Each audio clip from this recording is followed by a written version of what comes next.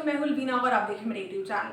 नाज़रीन, पिछले कुछ रोज़ में हमने देखा कि कैसे मुस्लिम कम्युनिटी के जज्बात को मजरूह किया गया नेशनल टेलीविज़न पे भारत में। और जब मुसलमानों के जज्बात मजरूह हुए तो पूरी मुस्लिम उम्मा में एक गम और गुस्से की लहर दौड़ गई। जब इस मामले के ऊपर हम बात करते हैं कि मुसलमानों ने अपनी बरहमी का इजहार क्या सोशल मीडिया के ऊपर किया, यकीनन नहीं। मुसलमानों ने सोशल मीडिया के साथ साथ स्टेट लेवल के ऊपर अपनी बरहमी का इजहार किया। और जितने भी मुस्लिम कंट्रीज़ के रिप्रेजेंटेटिव हैं, फॉरेन मिनिस्ट्री है, उन्होंने जो है लेटर्स लिखे, उन्होंने जो है कॉन्वर्जेशन की, उन्होंने भारत को अपनी इस गलत स्टांस के ऊपर जो है वार्न किया और साथ ही साथ भारत से फॉरेन डिप्लोमेटिक रिलेशंस को भी मुनक़ता किया। बहुत बड़ा नुकसान भारत को इस वक्त झेलना पड़ रहा है in terms of foreign diplomatic relations and number 2 their reputation, कि वो किस किस्म के एक्सट्रीमिस्ट है और वो खुद को कहते हैं कि हम सेक्युलर हैं, रिलीजन के साथ हमारा कोई लेना देना नहीं है, लेकिन मुसलमानों को टारगेट करना और इस्लाम को टारगेट करना किस तरीके से इनकी फैशिस्ट रजीम का एक हिस्सा है। ये तमाम जो सिनेरियो है और बहुत ज़्यादा मुसलमान इससे अफेक्ट हुए हैं। ये था क्या, मैं आपको इसके क्रक्स बताती चलूँ। तो ये नुपुर शर्मा एक फीमेल रिप्रेजेंटेटिव है, स्पोक्स पर्सन है बीजेपी की, यानी बहुत बड़ी पोजीशन है उनके पास। वो नेशनल टेलीविजन में एक मुसलमान पॉलिटिशियन के साथ डिबेट तो मैं उसको नहीं कहूँगी, वो एक बदतमीजी कर रही थी। काउंटर आर्गूमेंट उनका इतना वीक था कि उनको इतना लाउड चीखना पड़ा और उनको कुरान पाक और prophet peace be upon him के लिए डेरोगेटरी अल्फाज का इस्तेमाल करना पड़ा। उनको अपने फैक्ट्स को मैनिपुलेट करना पड़ा जो कि फैक्ट्स नहीं थे जेन्युइनली। इसीलिए वो उन्होंने क्या किया कि फैक्ट्स उठाए, उनको मैनिपुलेट किया, उनको फैब्रिकेट किया, उसमें कोई सदाकत नहीं थी, जबकि उनके आर्ग्यूमेंट में जेन्युइन और फैक्चुअल कोई भी चीज़ मौजूद नहीं थी। तो उन्होंने अपने चीखने का, बदतमीज़ी का और फैशिस्ट एटीट्यूड जो एक बीजेपी में पाया जाता है उसको उन्होंने इस्तेमाल किया। उसके बाद पूरी मुस्लिम कम्युनिटी जो है इससे अफेक्ट हुई। इस बयान के बाद भारत में उनके ऊपर एफआईआर भी काटी गई।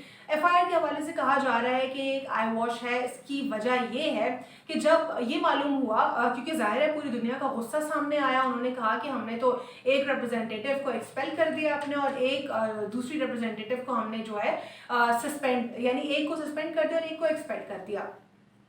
लेकिन उन्होंने कहा कि देखिए हमने तो ये कर दिया है और हम तो इसके अगेंस्ट हैं, लेकिन साथ ही साथ एफआईआर भी काट दी है। और उसके अगले ही दिन हम देखते हैं कि किस तरीके से नुपुर शर्मा जो है बिल्कुल उनमें कोई नदामत, कोई शर्म नहीं थी और वो किस तरीके से धड़ल्ले से बात कर रही थी, ना उनको कोई अपॉलॉजी महसूस हुई। वो कहती है मोदी ने तो मुझे कॉल करके कहा है कि बेटा कोई फिक्र की बात नहीं है, मैं तुम्हारे साथ हूँ, और इस किस्म की वो कॉन्वर्जेशन प्राउडली कर रही थी और बिल्कुल रिलैक्स दिखाई दे रही थी। तो इसीलिए कहा जा रहा है ये एफआईआर भी एक सिर्फ और सिर्फ आई वॉश है, इससे ज़्यादा नहीं। और उन्होंने जो उन्होंने उस वक्त ब्लास्फेमी का इर्तिकाब किया और वो उनके ऊपर जो है नहीं होगा कुछ, इसका मामला ही नहीं होगा। ये लोगों का एनालिसिस है, क्योंकि वो अगले ही दिन आके इतना रिलैक्स ये स्टेटमेंट दे रही थी।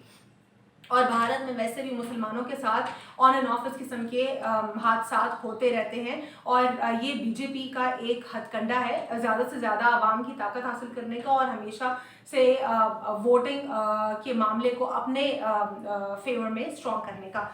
बात करेंगे अरुण सिंह के हवाले से। अरुण सिंह भी जो है बीजेपी के जनरल सेक्रेटरी हैं। उन्होंने कहा कि ये हमारी आइडियोलॉजी नहीं है बीजेपी की और हम इस तरह जो है इंसल्ट नहीं कर सकते किसी भी रिलीजियस पर्सनालिटी को।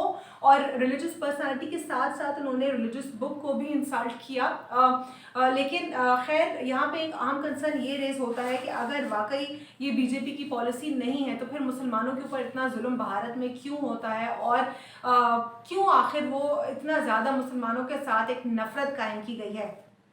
और एक और मैं इंटरव्यू देख रही थी जहाँ पे जो दूसरे शख्स हैं जिनको भी इस वक्त पनिश किया गया बीजेपी की तरफ से, वो मेल रिप्रेजेंटेटिव कहते हैं कि ये मुसलमान जो है, ठीक है मैं अपने अल्फाज वापस लेता हूँ, लेकिन मुसलमान भी जो है हमारे गॉड्स के हवाले से कुछ ना बोले, हमारे बुतों के हवाले से, आइडल्स के हवाले से ना बोले। यानी उस वक्त भी उनको कोई शर्म और नदामत नहीं आ रही थी। वो अभी भी सिर्फ अपनी बात पे अड़े हुए थे कि ठीक है मैं तब अल्फाज वापस ले लूँगा, वो ये कह रहे हैं। यानी उनको अपने किए का कोई भी अफसोस नहीं था। बात करेंगे हम ओवरऑल इस मामले में आखिर क्या क्या चीज़ें सामने आती हैं। तो इसमें सबसे इंटरेस्टिंग फैक्ट जो सामने आया है वो कुवैत के हवाले से है। कुवैत में आपने देखा होगा, एक वीडियो देखी होगी आपने कि किस तरीके से इंडियन प्रोडक्ट्स के ऊपर उन्होंने चादर डाल दी है या उसको कवर कर दिया है प्लास्टिक से, या उसके ऊपर स्टिकर्स लगा दिए हैं कि किसी भी किस्म का ये इंडियन प्रोडक्ट्स का ट्रेड नहीं होगा। तो ये कुवैत में हुआ और बहुत खुशी हुई हमें कि कुवैत ने ये स्टांस लिया। और कतर फॉरेन मिनिस्ट्री ने भी जो है एक समन जारी किया, उन्होंने भी एक नोट जारी किया और उन्होंने भी कहा कि we expect Indian government to apologise on this. साथ ही साथ ईरान की फॉरेन पॉलिसी की तरफ से भी हमें एक स्टांस, मजबूत स्टांस दिखाई दिया। ईरान की फॉरेन मिनिस्ट्री ने भी जो है भारत को लिखा।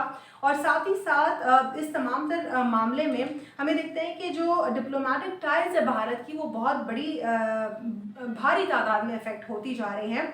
और अपोजिशन पार्टीज भी जो है बीजेपी के ऊपर और मोदी के ऊपर प्रेशर क्रिएट कर रही हैं कि ये क्या हो रहा है, किस किस्म की हरकत हो रही हैं और ये हरकत बिल्कुल दुरुस्त नहीं है और पूरी दुनिया के मुसलमानों को इस वक्त मुश्तइल कर दिया गया है।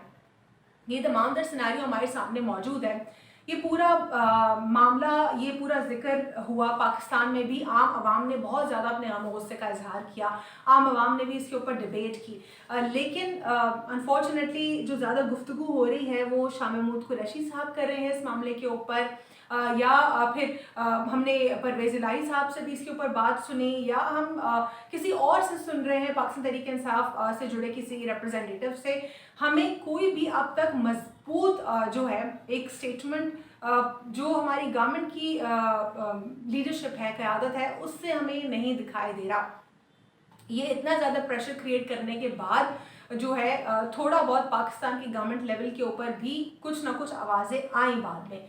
लेकिन पाकिस्तान की तरफ से जिस तरह पाकिस्तान की पिछले 3 सालों में शाह महमूद कुरैशी साहब जिस तरह स्ट्रॉन्ग उनका एक स्टांस हुआ करता था और सबसे पहले पाकिस्तान नंबर 1 पे हुआ करता था, कोई भी इस्लामोफोबिया से जुड़ा वाक़या होता था, शाह महमूद कुरैशी साहब आते थे, प्रेस कॉन्फ्रेंस करते थे, अल्फाज अपने बयान करते थे, या उसके ऊपर प्रेस कॉन्फ्रेंस नहीं होती थी तो फिर उसके ऊपर ट्वीट्स आती थी और उसमें हेडलाइंस क्रिएट होती थी।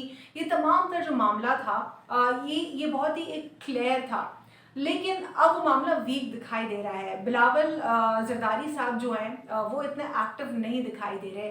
अब अल्लाह जाने ये मामला, तो मैं उनके ऊपर कोई भी किस्म के सवालात नहीं खड़े करूँगी क्योंकि वो मुसलमान है और मैं इस किस्म के अल्फाज नहीं कहना चाहती कि जिससे खुदा न खास्ता उनको या किसी को भी तकलीफ हो। लेकिन मेरे लिए ये एक ज़रा अलार्मिंग सी सिचुएशन है कि अगर आप फॉरेन मिनिस्टर हैं और इतना बड़ा वाक़या हो गया है और आप ही को, पाकिस्तान को, यानी बिलावल जरदारी को नहीं, पाकिस्तान को पिछले 3 सालों में इतना ज़्यादा पाकिस्तान को फॉलो किया गया है कि मुस्लिम उम्मा जाग गई है। क्या आप एक्सपेक्ट करते हैं कि गल्फ़ कंट्रीज़ में से, अभी भी यूएई तो नहीं जागा, लेकिन वैसे भी गल्फ़ कंट्रीज़ से क्या इतना स्ट्रॉन्ग स्टांस आ सकता था?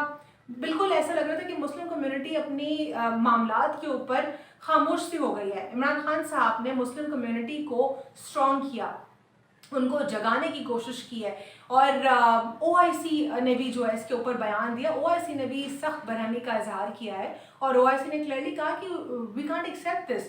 तो यानी एक बहुत स्ट्रॉन्ग मैसेज मुस्लिम कम्युनिटी की तरफ से गया है। लेकिन इमरान खान साहब जब वज़ीर आज़म थे तो वो बहुत ज़्यादा मजबूत तरीके से इस मामले के ऊपर बात करते थे। शाह महमूद कुरैशी साहब भी बात करते थे, लेटर्स लिखते थे, फॉरेन डिप्लोमेटिक रिलेशंस के ऊपर भी असर फ़ौरन से सामने दिखाई देता था।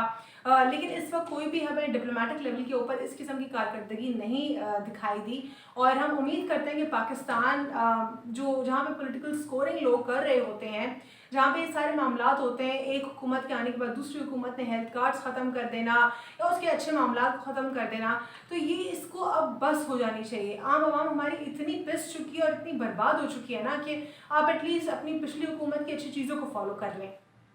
काश हमारे फॉरेन इकोनॉमिक रिलेशंस जिस तरीके से बेहतर हो रहे थे या फॉरेन पॉलिसी बेहतर हो रही थी उसी तरीके से और अपनी इंडिपेंडेंट फॉरेन पॉलिसी के ऊपर काम हो पाकिस्तान में, तो बेहतर होगा। आज के लिए इतना ही। अल्लाह हाफ़िज़। God bless you all.